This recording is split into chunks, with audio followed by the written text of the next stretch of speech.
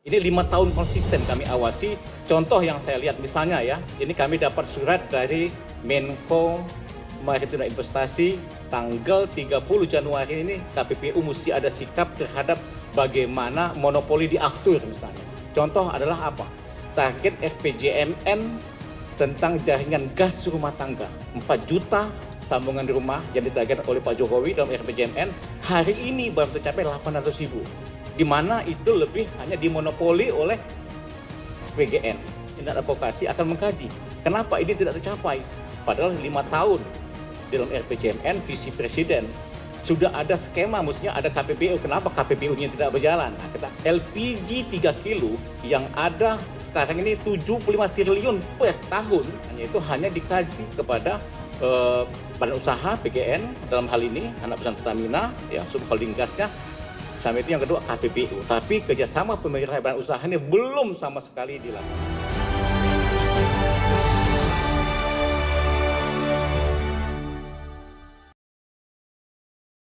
Ya, salah satu tadi ya, yang selama ini kami perhatikan, ini 5 tahun konsisten kami awasi berdasarkan kerjasama KPPU dengan lembaga TDU 4 tadi.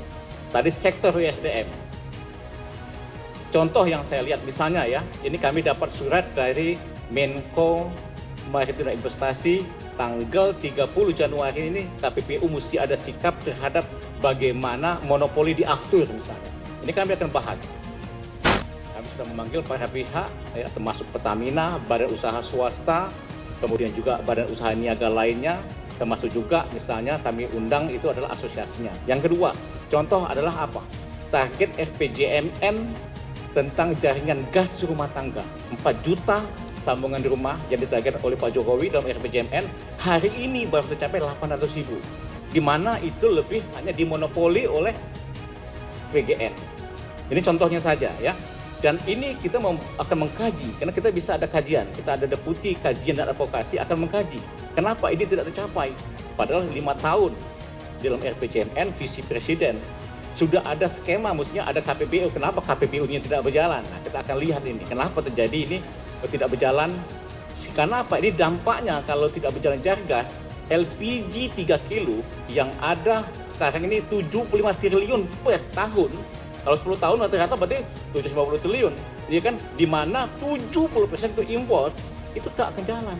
Uang itu akan habis saja. Padahal kalau gas ini menjadi substitusi daripada LPG. Nah, kita akan mengkaji dari sisi advokasi ataupun kajian kepada pemerintah ya, apa sebabnya ini terlambat. Karena selama 5 tahun ini tidak ada lagi menggunakan APBN. Dulu 5 tahun sebelumnya masih ada APBN, sekarang full di dalam range-nya itu hanya dikaji kepada badan usaha PGN dalam hal ini anak perusahaan Pertamina ya, subholding gasnya. Sama itu yang kedua KPPU, tapi kerjasama pemerintah badan usaha ini belum sama sekali dilaksanakan sampai hari ini. Ini contohnya saja. Jadi ini akan kami lihat dari siklus tambang juga, dari upstreamnya, dari hulunya, midstreamnya bagaimana masalah smelter misalnya. Kemudian juga menyangkut listrik. Ya, kita kepengen bagaimana komitmen menuju energi terbarukan, membuka peluang usaha kepada bukan hanya kepada PLN ya, kepada swasta juga untuk kolaborasi sinergis untuk membuat harga listrik itu lebih murah dan lebih sesuai dengan kondisi.